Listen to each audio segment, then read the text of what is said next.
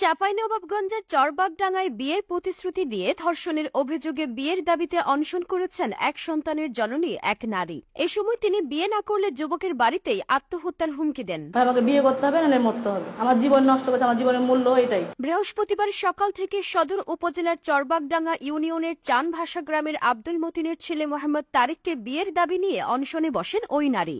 ভুক্তভোগী নারীর অভিযোগ, ঢাকায় গার্মেন্টসে কাজ করার সুবাদে তারিকের সাথে পরিচয় হয় ওই নারীর। পরবর্তীতে তাকে নিজের অধীনে কাপড় কেনাবেচার কাজ দেন তারিক। এরই সুবাদে দুজনের সম্পর্ক গড়ায় প্রেমে। বিয়ের প্রতিশ্রুতি দিয়ে গত 7 মাস ধরে ধর্ষণের অভিযোগ ওই নারীর। এই যে যখন আমি বলি বিয়ের কথা, তখন তো আমাকে বাড়ি পাঠিয়ে দিল। বাড়ি চলে এলাম, যে ফোনে কথা বলে না, ফোন বন্ধ করে দেয়, যোগাযোগ বন্ধ করে দেয়, সিম বন্ধ করে দেয়। ঢাকা গেছিলাম, এর আগে 2 বার রুমে পেয়েছি, বন্ধুকে নিয়ে শুয়েছিল। পরে তখন আমাকে গাড়িতে উঠাই দিল, কান্দাকাটি করছে, বলছে 60,000 টাকা দিব, চলে যাও, এগুলো বেশি কিছু করো না, আমি টাকা দিয়ে সবাইকে ঠিক করে নিব। তো পরে আমি চলে এলাম, পরের বার আবার গেছি, পরে ফোন বন্ধ করে রেখেছিল। আমার আম্মু গেছিল ওখানে খোঁজাখুঁজি করতে, খুঁজে আমার আম্মু আমাকে নিয়ে এসছে। ওই যে শেষ দেখা, আর দেখা হয় নাই।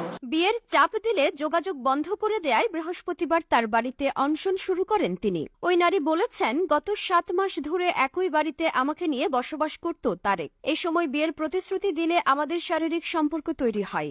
এখন বিয়ের কথা বললে সব ধরনের যোগাযোগ বন্ধ করে দিচ্ছে, তাই বাধ্য হয়ে অনশনে এসেছি। আমাকে বিয়ে না করলে তার বাড়িতে আত্মহত্যা করব। এর আগে আরো 2 বার বিয়ের দাবি নিয়ে তার বাড়িতে আসলে আমাকে তারেকের মা বেধড়ক মারধর করে। পরে স্থানীয় ইউনিয়ন পরিষদের সদস্য হযরত আলী বিষয়টির সুরাহা করে দিবে বলে পাঠিয়ে দেয়। অনশনে যাওয়া নারীর 3.5 বছরের একটি সন্তান আছে।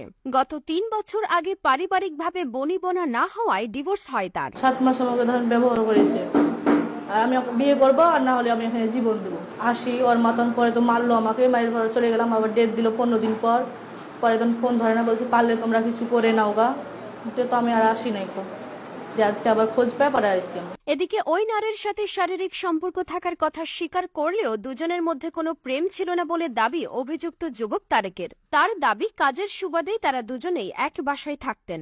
চরবাগডাঙ্গা ইউনিয়ন পরিষদের সদস্য হযরত আলীর সাথে মুঠোফোনে একাধিকবার যোগাযোগের চেষ্টা করলেও তিনি ফোন রিসিভ করেননি। আর ফিজিক্যাল সম্পর্কের কথা কইতাছে, ওই সম্পর্ক করছে, ওই টাকা নিয়ে সম্পর্ক করছে, টাকা ছাড়া তো সম্পর্ক না। ওই যদি অস্বীকার করে যায় আমি টাকা নিই নাই, তাহলে আমি ই করি নাই, এটা কোনো কিছুই না। ওই আমার মিথ্যা কথা আমার ফাঁসাইতেছেন এইভাবে, আমি সম্পর্ক করছি, টাকা নিয়ে আমার সাথে সম্পর্ক করছে। আমার কোনো সম্পর্ক না, জাস্ট আমার সাথে কাজ করতে একসাথে থাকলে কথাবার্তা হইব, এতটুকুই কথাবার্তা হয়েছে। এখন ওই চাইতেছে যা, এখন আমি ওর কাছ থেকে বাদ দিচ্ছি কিসের জন্য, আমার কাজে নাও, মানে কাজে নাও, আমি তোর কাজে নেবো না।